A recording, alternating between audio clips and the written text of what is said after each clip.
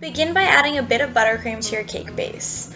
Alternate red and yellow cake layers, frosting with a cream cheese buttercream.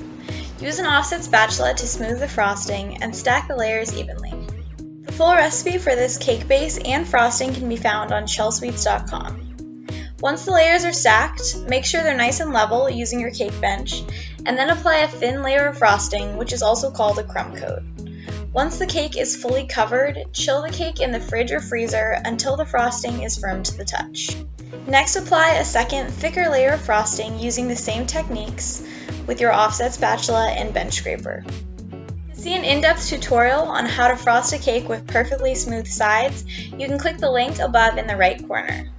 Once the cake is fully frosted, cut out yellow and red fondant squares to create the Gryffindor scarf. Use a cookie cutter that is 2 inches across.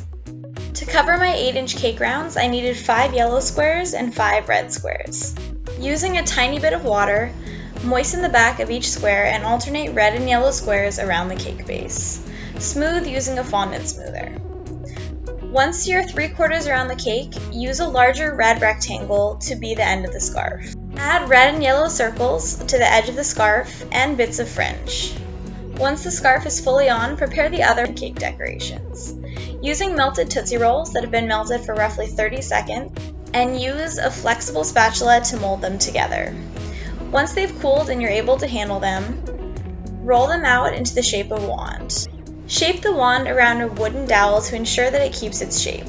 Once you've formed the handle, use a bit more of the Tootsie Rolls to create the rest of the wand, and use the remaining Tootsie Rolls to create the ball of the snitch.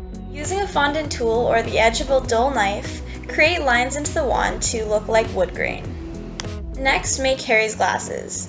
Using 2 circle cutters that have about a centimeter difference in size, first cut out the lenses and then cut out the arms of the glasses.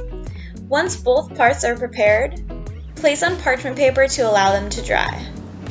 The last accent is the snitch's wings. Using a template cut out in the shape of a wing, use a pastry cutter to trim 2 pieces of fondant of equal size.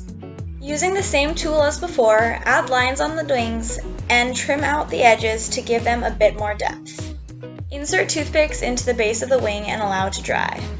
Once dry to the touch, paint using edible gold paint. I added 2 coats for full coverage. Once the fondant accents are dried to the touch, it's time to add them to the top of the cake. After the wand, I added the glasses, then Harry's iconic lightning bolts, and last but not least, the golden snitch. And just like that, our Harry Potter cake is complete. If you enjoyed this video, be sure to click the like and subscribe buttons.